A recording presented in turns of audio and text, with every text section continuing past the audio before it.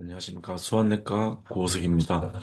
오늘은 혈액투석의 생리학적 원리와 요소 역동학 모델링에 대해서 말씀드리겠습니다. 확산, 대류, 그리고 KT-버프의 이해에 대해서 알아보겠습니다.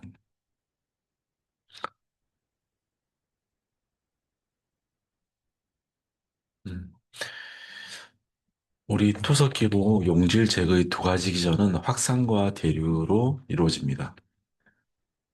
우리가 확산의 경우에는 농도 차이 때문에 용질이 고농도에서 저농도로 이동하는 현상이고, 유래와 같은 작은 분자의 제거에 효과적이고, 분자의 속도가 느리거나 막과 충돌이 적으면 효율이 떨어지게 됩니다.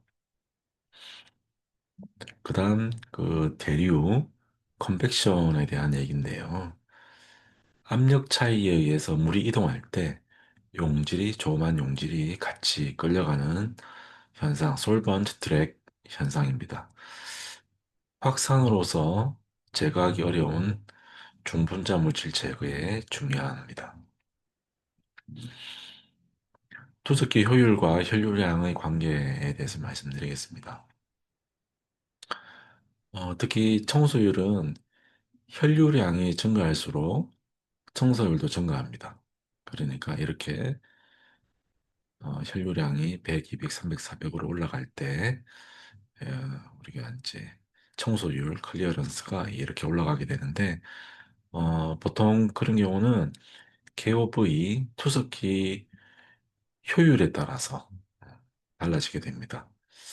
우리가 투석기 다이라이저의 각각은 효율을 가지고 있는데요. 다 회사에서 다들 보고를 하고 있습니다.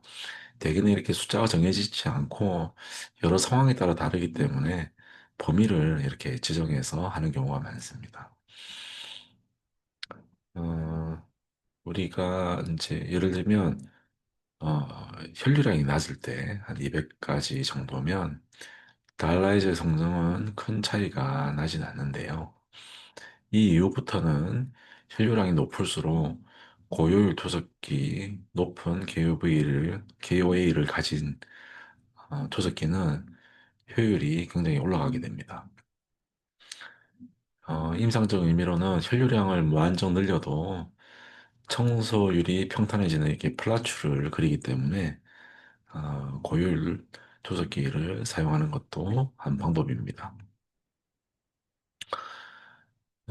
대개는 요소가 소분자고요.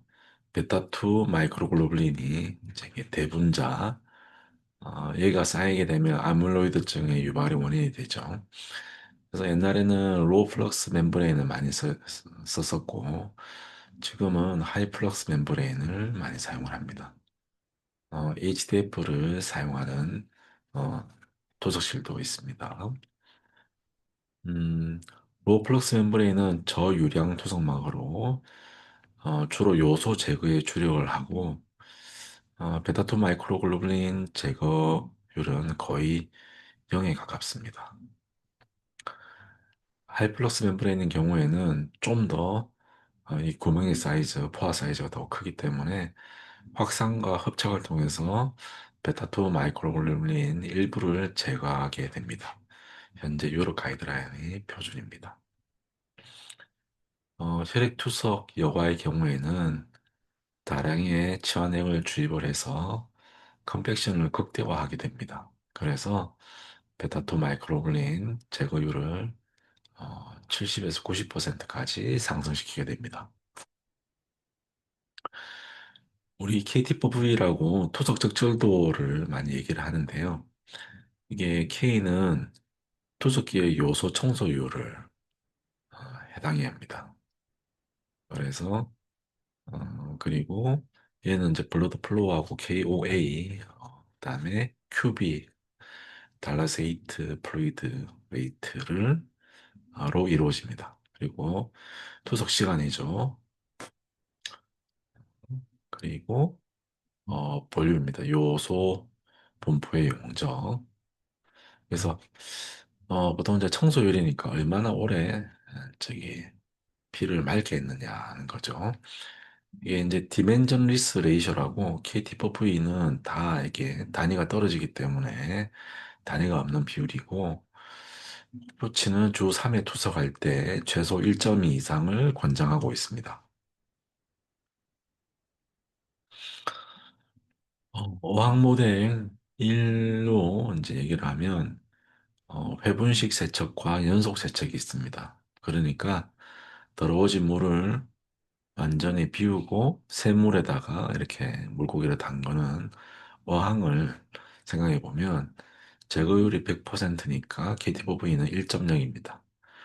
물고기를 잠시 빼고 40리터 어항을 전량 교체하면 완벽하게 깨끗해지는데요. 대개는 이런 경우죠. 컨티뉴어스 믹싱입니다.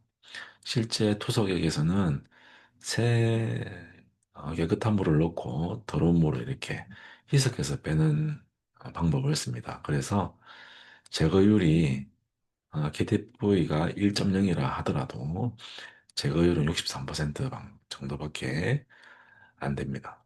그래서 이게 KTV와 요소 감소율의 차이가 되겠습니다.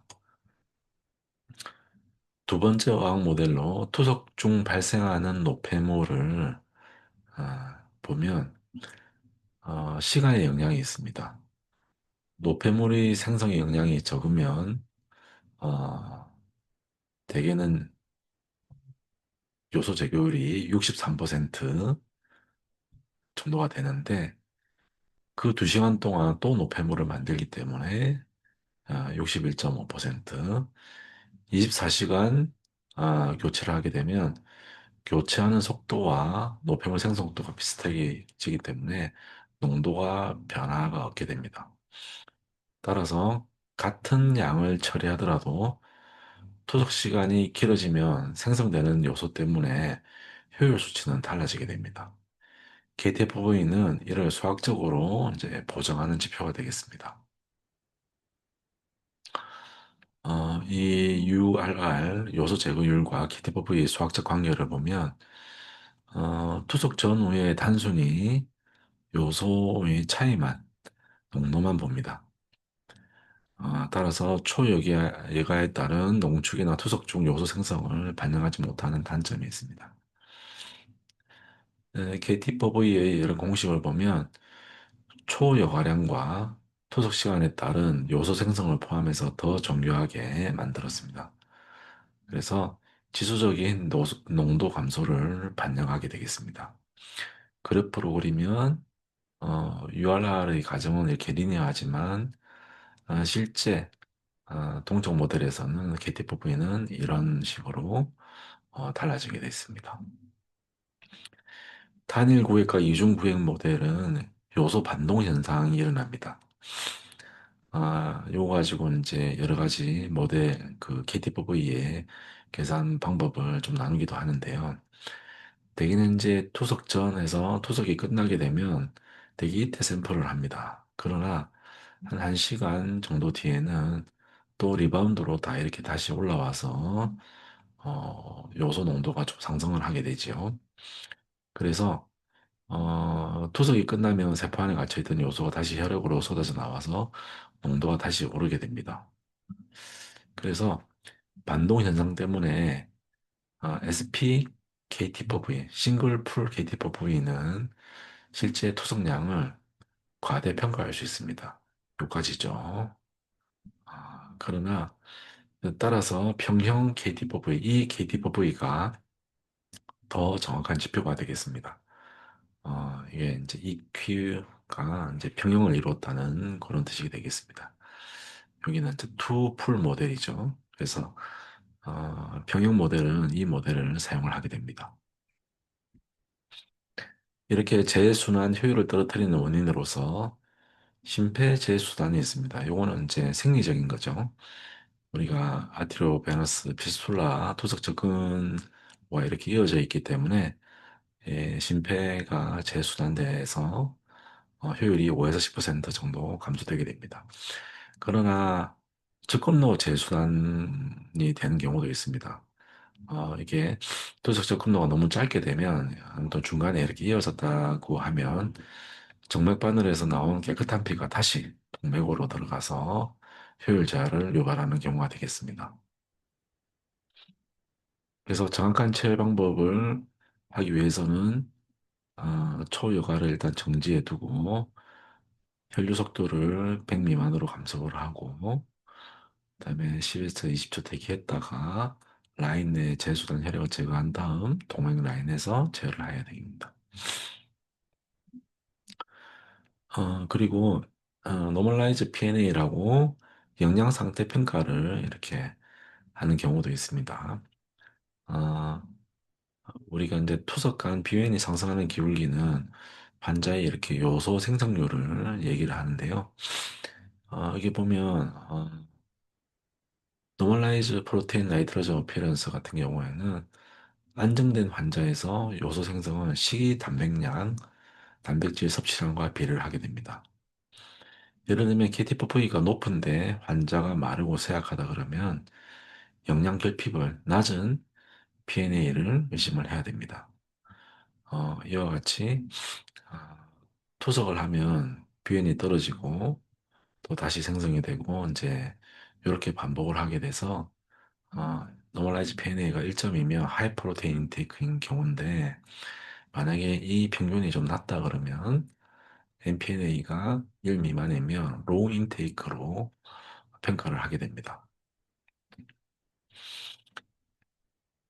자녀 신기능의 중요성에 대해서 또 말씀드리겠습니다. 우리가 KT4V가는 씨름 가지고, 혈전 가지고 계산하는 거기 때문에 항상 토속 클리어런스 다음에 자녀 신기능의 RU도 계산해서 더해줘야 됩니다. 소변이 조금이라도 나오는 환자는 추가적인 청소요를 가지기 때문에 이는 중분자 제거하고 체액 조절에 큰 이점을 증가하게 됩니다. 그래서 24시간 소변을 수집해서 소변량과 요소 농도를 측정을 해서 KRU를 구해서 KTV 계산에 합산을 하게 됩니다. 스탠다드 KTV는 주 3회 혈액 투석하고 매일 하는 투석의 복막 효율을 비교하기 위함이고 스탠다드 KTV의 정의는 주간 평균 농도를 기준으로 지속적인 청소 상태로 환산한 값이 되겠습니다.